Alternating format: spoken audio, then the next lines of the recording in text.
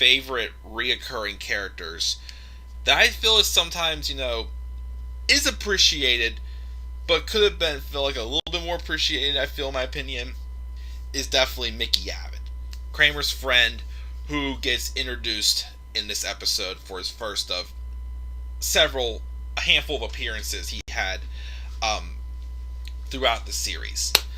I definitely like how Mickey, small guy, but he's just a small, tough guy who's not afraid to put up them dukes. As Michael Richards put him over, saying that he always admired how Mickey was able to beat Kramer up. And he wasn't afraid to fight. He never let his size get to him. Well, kind of did in this episode, but, in kind of like the opposite way. Not so much, he didn't care he was small. He cared about, losing his job because of, the kid he was standing in for growing, but, he still had, like, a lot of good traits that just made him a very interesting character, and I feel like a good compliment to Michael Richards for sure. But we'll get into that when we get to the episode, The Stand-In. The main story, of course, behind it, though, was Kramer getting a job with his friend Mickey as a stand-in with little people, who obviously, were adults standing in for children, because obviously children couldn't work as many hours as kids. As they couldn't work as many hours as adults. That's why they had the, adult stand-ins and, the little people, as they're called out of respect, of course, were casted, as stand-ins in case if they're needed. And of course, they had to have the stand-ins for the fathers as well, so that's how Kramer and Mickey got the job. But, before we get to that story, the episode starts off on a subway with Jerry and George talking, and George talking about his new girlfriend Daphne that he does not like. All they do is just sit there and read newspapers, It's just a very boring relationship to George, and she wants out of it. While on the subway, though, they run into a good friend of theirs, Al. And of course, they're talking about how, George is dating Daphne, and they also start talking about their friend Fulton, who was in the hospital. And Al told Jerry to, definitely pay Fulton a visit. He could use a pretty good laugh. And then later on, George goes on a date with Daphne, and Daphne says she ran into Al, and Al told her to stay away from George because he will not stay committed. He will hurt her, basically. And of course, everyone knows that. Even George knows that. George was just saying he wanted to break up with her. But obviously, he did not. He cared more about, proving to Al that, he's not that much of an asshole, basically. So unfortunately, George has to stick it out. Even when George tries to rub off the idea of them sleeping in on a Sunday, reading the paper, and this and that, George basically was trying to, find a reason to get out of it, saying that he had, a father-son picnic plan with his dad. And then, of course, Daphne starts saying maybe Al Meshi was right. And then, of course, George is like, okay, forget it. I'm canceling the father-son picnic. He goes, I don't know what you're going to do with all that potato salad. So obviously, he's going to stick with her as long as he could until basically he can find some way to get her to break up with him because he wants out of it. But, again, he can't because he'll prove Al Meshi was right, and he doesn't want Al Meshi to prove that he was right.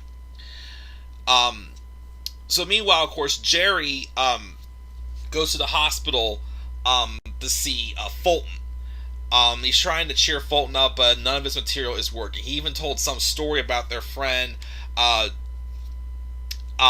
His name was Jerry Pershik. And some story about him and these pizzas, which everybody thought was a super funny story, but Fulton wasn't finding it funny. No matter what Jerry did, he couldn't get Fulton to laugh. And his family said that since his visit, he's taken a turn for the worse. So Jerry was not helping whatsoever. He tried a second time, it still wasn't working. While he was there, though, here's another one of my favorite, little storylines. Which actually, this is a real incident that happened to writer Carol Leifer. Jerry runs into his friend Phil Totola, who he plays softball with, and he thinks he's a good guy, and he can envision Elaine going out with him. So he sets them up on a date, and they go out on the date. They were laughing their heads off, having a great time. She was telling him the Jerry Pershek story, and they laughed so hard that he said he was going to pee his pants.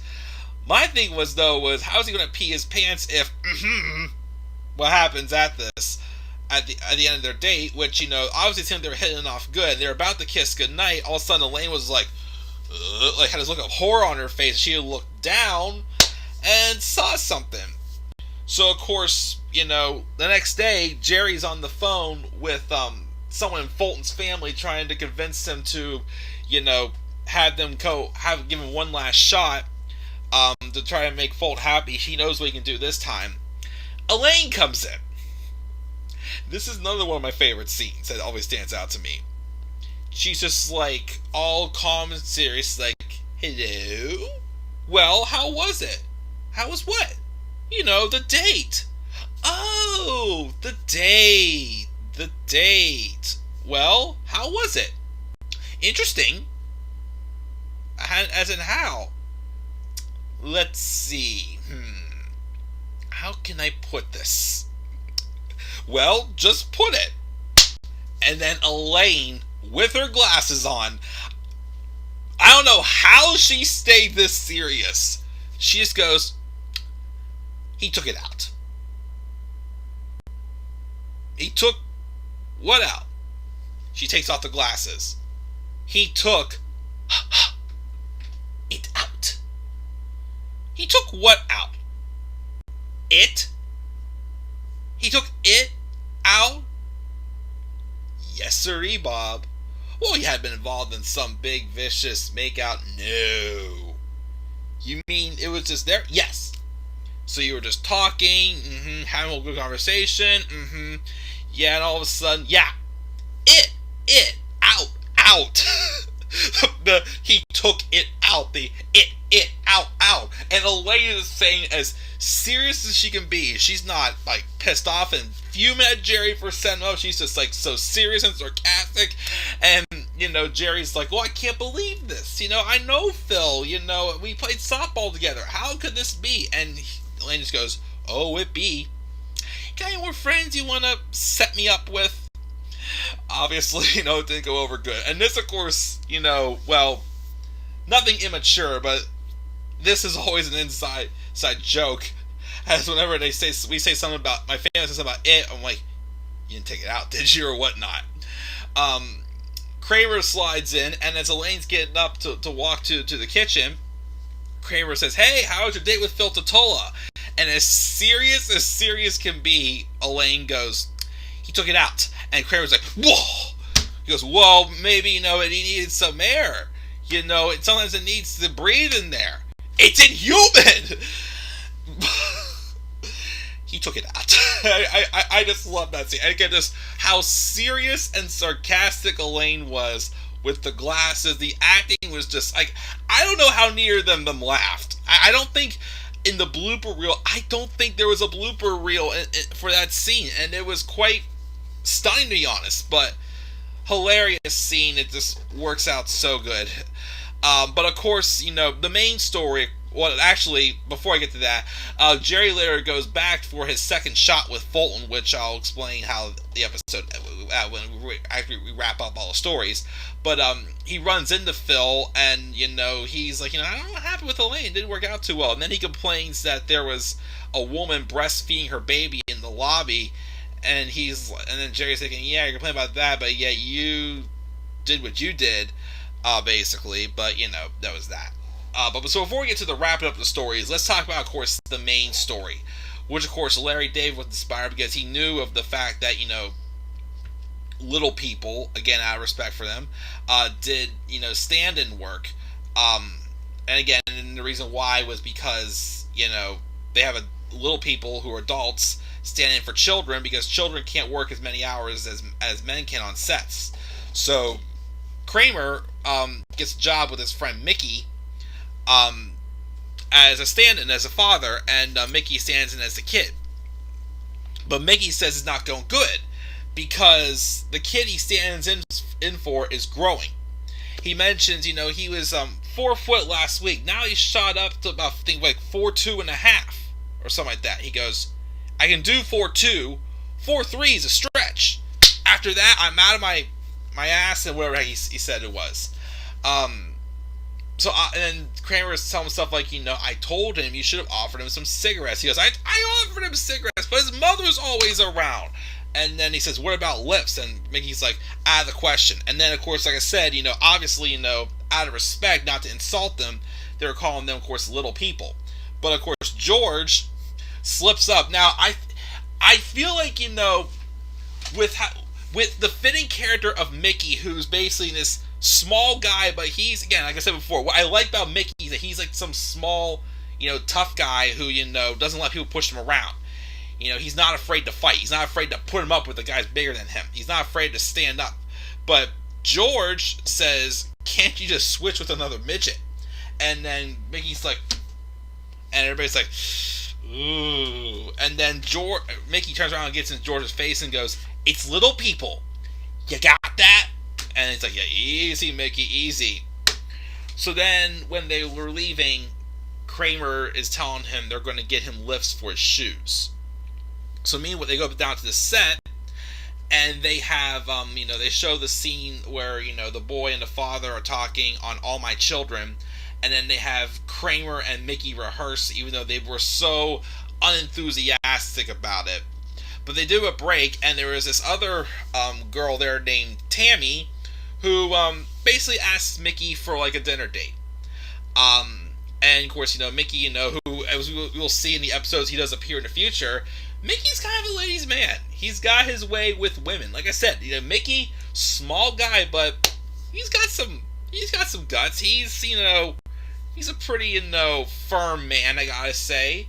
Which is why, of course, I'm invested in his character, because he's just some little guy who just literally, is not afraid to get down and dirty. Well, he's not afraid to basically, stand out. And he's got his way with women. He's got his way with work and whatnot. He's nobody you want to mess with. You don't want to be his worst enemy. That's what happened with Johnny Vijano, who was Mickey's enemy, who basically, and of course at this time it wasn't revealed, of course, but Mickey was heightening because he was worried about losing his job because the kid kept growing. He was on a growth spurt. But then Johnny says he's curious of Mickey. Well, later on there's a scene where Mickey goes to his locker and it's cracked open. He looks in the locker and he sees that his shoes were moved around and that the lifts were separate from the shoes. So he's worried because he knows that Johnny got to his locker and saw the lifts in his shoes, and now he knows that Mickey is heightening. And I still love the scene where they go back, they're back at the apartment, where he stops by and he looks for Kramer. And he tells Kramer that Johnny Vijano went to his locker, and Kramer goes, oh boy, that's not good. And he just goes, that little bastard, and just slams the door shut. And I love how he was all like panicking. He's like, he saw the lifts in my shoes. He knows I'm heightening. He's freaking out, making it serious. He goes, this never would have happened if you wouldn't have pushed me to get those things. And then they start arguing with each other, and they separate them up. And then Mickey starts freaking out again because he's like, I know it's wrong to height, but I couldn't help it. I was desperate. I didn't want to lose his job over this. He's like, what does it make for these kids to be growing so much? So then back at the studio, they obviously the word's out, and everybody's like giving Mickey the cold shoulder. Tammy cancels their lunch date, and Mickey finally just snaps and basically says, it was all because of the kid. The kid was growing. I could have lost my job. Any of you guys would have done the same thing. And, he just, did this, big, speech, I'm Mickey Abbott, and blah, blah, blah, this and that, but it wasn't enough, as people still shunned him. Tammy then would go off with Johnny, and then the one, of course, scene where, of course, they had to do a little production work, Michael Richards actually wore a back brace for this, just so he didn't get hurt. But Mickey was just like, ah! Turns around and faces Kramer, goes, ah! And then just charges at Kramer, and just bulldozes him over. which was a nice looking shot there. Like I said, Michael Richards literally did wear a back brace on that fall. Of course, in the interview on the Inside Look, when he was talking about it, he kind of mocks the fall, but he actually falls back out of his chair. But he spotted himself and watched his fall. But once again, what Michael Richards loved about the character Mickey is that Mickey was able to beat up Kramer. And like I said, it's just like some guy you don't want to mess with. Like, he's a character you get invested in big time for sure. And again, Danny Woodburn did an excellent job as Mickey. But like I said, we saw him in future episodes. Other wrap-ups, of course, for this episode. Jerry did go back. He did make Fulton laugh. Unfortunately, it looked like he made Fulton laugh to death because he was laughing so hard, begging Jerry to stop because he was laughing so hard, and all of a sudden he stopped laughing. And obviously, I think Fulton laughed himself to death, sadly. So when Jerry finally gets Fulton to laugh, it's too late. It takes his life, unfortunately, which really isn't funny, but ouch, dumb luck there.